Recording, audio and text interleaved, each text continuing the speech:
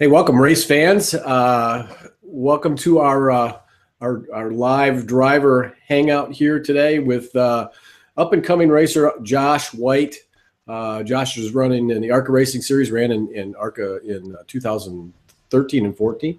Got a bigger plans for 2015 coming up. We're going to talk to Josh about those and about how 14 went, and a little bit about his history in racing too. So before I get any farther, I want to introduce Josh. Hey, Josh, how are you? Thanks for joining us today. Doing all right. It's a little cold in Idaho, so that's why I'm inside. Doing all right. Other than that, can't really step outside for more than 20 minutes. It gets too nippy. Is it really? It's cold up there already, huh? What do you? Okay, so there's Yeah. there's one of the first things I want to ask you before we get into anything else. What are you doing in Idaho? Well, I have a couple sponsorship meetings up this way, and also while I'm here, I want to do some elk hunting and There you get go. a chance to be on the Sportsman Channel next year. One of my partners, Spur Chaser TV.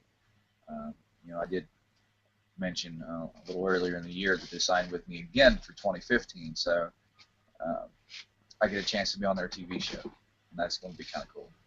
Yeah, that's awesome. Yep. Our conversation with each other we started communicating a little bit maybe 4 or 5 weeks back towards the end of the ARCA Racing Series season, and talked about maybe setting this up down the road. I know you have big announcements that you have planned. You got a big press conference that you've alluded to a number of times when we've communicated coming up at Daytona at some point, and I know that you can't share details of that, but talk to us a little bit about tell me a little bit about how your 2014 season went, what you did, how that worked out, and then what you're trying to do going forward for 15. Well, see, I got such big plans for next year. I've completely used this entire year just to plan and to get ready for next year. I really didn't have anything for this year. I didn't have any type of sponsorship, any type of funding to go out and really do anything. So I've been focusing on next year, and it's been really rough. Right now I still have some sponsors that's trying to come up with some numbers and trying to figure out where they're at, and they still haven't decided what they're going to do. So I haven't had some of those sponsors sign the dotted line yet, and that's cutting it a little close. It's a little tough, but I like to work with everybody, so that's where I'm at right now.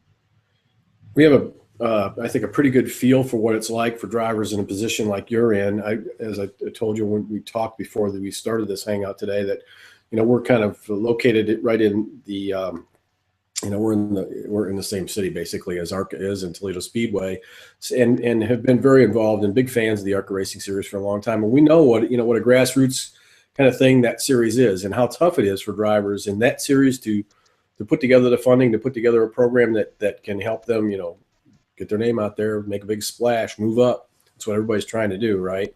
So yeah, we're familiar with this story. Yours is it's nothing new, but it sounds to me like you've got things going in the right way. I do. I'll tell you what, it'd be a lot easier if it wasn't so dang expensive. But Yeah. other than that, man, it takes a lot of time. It takes a lot of hard work, and it takes a lot of determination, a lot of drive. I got that, that's for sure. But it takes a lot of patience. I don't have that. I do on the track, but other than that, getting to the track is where I need to work on. It's tough. So it's a stepping stone, one step at a time, and we've made it this far. So we must be doing something right. Well, you are, and you run into these walls that get in your way as you move up, right, or as you move along. One of the things that's happened with ARCA, ARCA's always kind of been, for the last 10 years, has been fairly consistent as far as equipment goes. You could pick up some, some ex-Sprint Cup equipment. You could pick up some nationwide cars and kind of save some of the development by doing that, because NASCAR was changing cars, so there was inventory that became available. And then now this year, ARCA's changing the motor, so you've got that story to deal with too, right?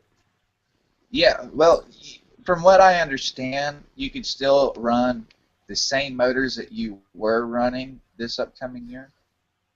But, however, I do know that we're going to give this motor a try and see how it does. We do foresee that it's going to be really competitive. and it's also going to reduce on our engine costs. It's going to be a lot more, I guess on the conservative side.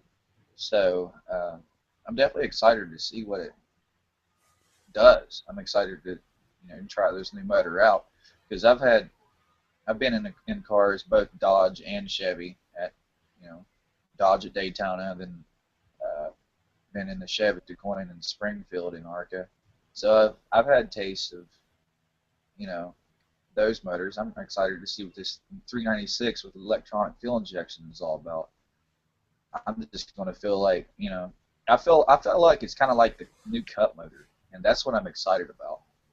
Um, I haven't raced anything with electronic fuel injection. I'd like to see what that's all about too. I'm sure it's a little different, and that's what I'm excited about. Yeah, stock car racing is finally moving into the 20th century, right? I don't think we're quite to the 21st century yet. It's always been those carburetors and those big blocks, and that's what we've all been used to. But it's sooner or later they had to move to fuel injected motors, and so now you're going that way. Are you going to have a chance? I know you have to keep a lot of things close to your vest as far as announcements, but are you going to have a chance to test with ARCA when they go down to Daytona or not?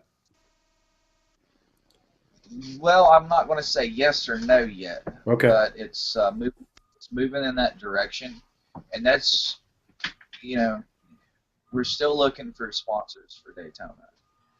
Um, if we don't get any, that's definitely going to affect our run come the ARCA 200 at Daytona, and especially testing.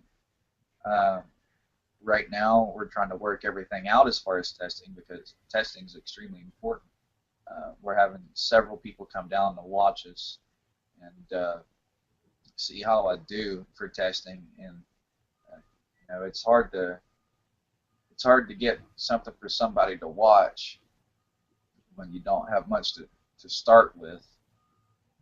But then again, at the same time, when they want to come and watch you and figure out what they're wanting to spend some money on or invest in for the upcoming year, they want to make sure they're making the right decision. So therefore, they want to see it. So it catch 22. It makes it kind of hard to get it done. But right now, we're running about 7,000 short on doing it. We're working as hard as we can. Um, it's really rough. We might make it. 7K ain't that much in ARCA, let me tell you, but it's a lot if you don't have it. Oh, absolutely. Absolutely. And again, I've very familiar with. We have several friends who have run ARCA Racing Series for a long time, and had this conversation with them a number of times over the years. So I know what a struggle it is. Yeah, you've got some things going for you though. I mean, you got a nickname, right? You're White Lightning. I got that email from your PR person. I don't know if they told you about that or not, but tell me a little bit about your personality. You mentioned you're patient on the racetrack, but what's Josh White like on a racetrack? Like when you race at Toledo Speedway, what's your process there? What's your thinking when you I'll get on the tell you, track? I'll tell you this. I had engine trouble. I had no communication, and because I wasn't getting any communication, the last few laps I was getting a black flag, and I was still going, Hmm. and I finished 13th. Yeah, 13th place finish in that race. That I mean, you've done ARCA at Toledo Speedway. You know how much attrition there is there and how tough that is. It's a fast racetrack. It's tricky. There are guys that have been there many times, as you know, and you were there for your first time. Those guys that have been there a lot of times have an advantage. There's no question at that racetrack.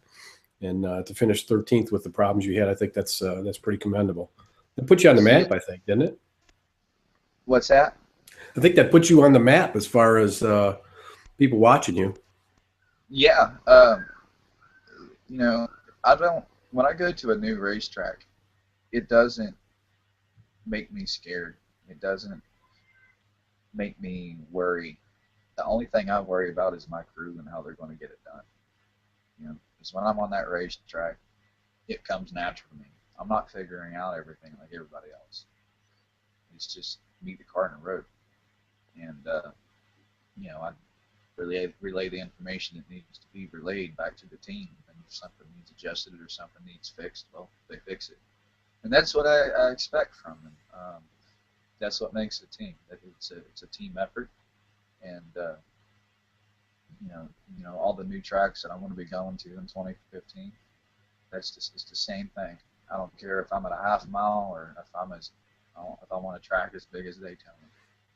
Uh, every track I've been to so far, it's been the same. It just comes natural. You give me a practice session, I'm good to go. You mentioned DuQuoin and I think Springfield earlier. How do you like running on the dirt? I mean, is that Well, I came from dirt when I started on the circle track, so I'm definitely comfortable in those areas. I'm a little rough on the edges when it comes to doing it in the ARCA car, but I love dirt. I love to race on dirt. racing on those 1 mile dirt tracks? That's racing on those 1 mile dirt tracks at DuQuoin and Springfield with a 3,500 pound stock car. That's a little different, right?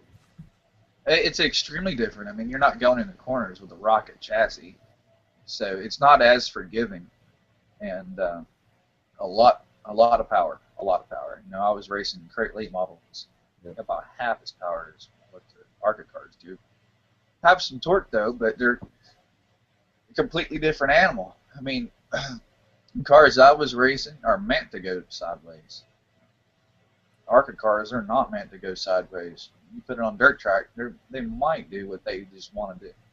So you gotta know how to wheel it, and you gotta know how to do certain things, and it makes it kind of tough. One thing's for sure: if you can't feel that left rear tire underneath your butt, there's something wrong. You're going around.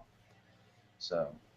Well, the other thing you've got to deal with in the ARCA series when you go to those two dirt tracks is you've got guys, regulars on the circuit like Frank, 10-time ARCA's Racing Series champion Frank Kimmel, who's he's dominant on those two dirt tracks. He's won a ton of races there. Then you get, Kenny Schrader usually shows up for those two races, and he's really good in those stock cars in the dirt. So I just mentioned those two guys, and there are a number of others who are very good on dirt tracks with those big cars. So if you can show well there, I mean, you're showing some excellent car control. Before we don't want to go too long with these interviews because I know how busy you are and how tough it is to work this into your schedule. A couple other questions for you though. One of the big stories in the last couple months coming out of the Cup Series is, let's say, what happened at Charlotte Motor Speedway when Keselowski and Kenseth kind of got tangled up and on the racetrack, and then their confrontation afterwards off the track. Have you run into any of that kind of stuff as you're coming up, and as you're trying to come up as a new guy into these new series? Do you intentionally back away from situations like that, or are you going to go out there and defend your ground? Well, it depends on the situation. If I was in their situation, I probably would have defended my ground. But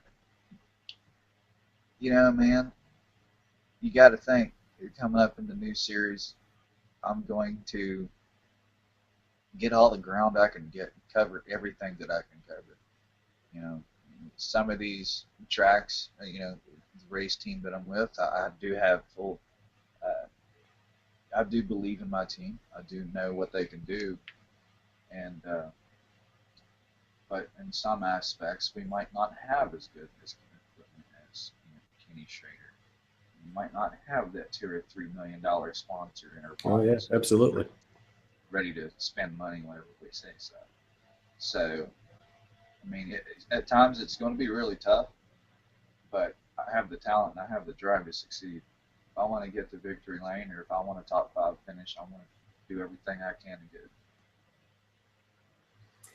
So what's next? I mean, you've got I know you've got the big announcements coming up for Daytona coming up. What are you doing? What's Josh going to be doing between now and hopefully February at Daytona? Well, I'm going to be hunting for the next month, and I got a bunch of meetings I got to attend. I got that press conference I got to schedule and confirm. I'm getting married. Yeah, so, right. Congratulations. Thank you. It's really awesome. Can't wait. Then December, probably go back to West Virginia, visit family after Daytona testing for Christmas. January, I'm not too sure. Probably spending a little bit of time at the race shop trying to get everything ready for the race. And February, hopefully we pull out and go to Daytona. Where is your shop, Josh? Solid Daisy, Tennessee. Okay. All right. Well, we wish you a lot of luck, and anything we can do to help, move things forward, you let us know. Get a hold of us. We're going to put this out on our YouTube page, and it'll be in this week's edition, late in the week edition of Unpit Row Magazine. It comes out this week as our up and coming driver feature interview. So we really appreciate your time, and we'll be following you. Probably get you back on. We found over the years that the best time to get you guys, these young guys, is about now in your career, because it gets tougher once you get up to Cup and Nationwide. You kind of forget about us little shows, but well, I won't. If I can fit you guys in, I'll hook you guys up. Now we actually, I'm kind of kidding about that. We've had a number of drivers on all the way, from the beginning up through Cup, and it's been good. And we appreciate when you make time to be on with us, and we do everything we can to help you. So, Josh, what would you, if somebody wants to get a hold of you with some sponsorship money, what's the best way to do that? I do have some contact information on my website at joshwhiteracingllc.com. Let's say they want to send a spontaneous email, they don't want to go to the internet, just email me. It's joshwhite@joshwhiteracingllc.com. I do want to say hello to some new friends that I have made this week. Wolf Premium Oils. Definitely go up and say hello to them. You can find them on Facebook. And Georgia Boys. They're musicians out of Georgia. They just had their first national album release called Tailgate Music. Be sure to go and check them out on Google or Amazon. You can also go to Walmart or Best Buy and pick up their new album. And we also say hello to our core. So, team and his announcements. All right, Josh, we'll put those links up below the video on YouTube and on our website when we get that up. And we're going to put this up on our Facebook page too. So hopefully that'll help you. I don't think it'll hurt. And good luck. And we'll be talking to you. I think I'll message you during this off season. You get a big announcement you want to share with us, let us know, and we'll do what we can to help you out. Okay. I appreciate it. Thank you. All right, man. Enjoy things up there in Idaho. He's Josh White. Make sure you, if you're interested, go to joshwhiteracingllc.com and check out everything Josh has got there about the race team. And then join us again when we do these hangouts periodically every week or so with up and coming racers in stock car and other racing series. Josh is going to be in the ARCA Racing Series in 2015. We're looking forward to that. So again, I'm Charlie Turner. Watch for this interview in the latest edition of Unpit Row Magazine, which will be due out on the App Store newsstand this weekend, probably around Friday. So thanks, folks, and talk to you soon.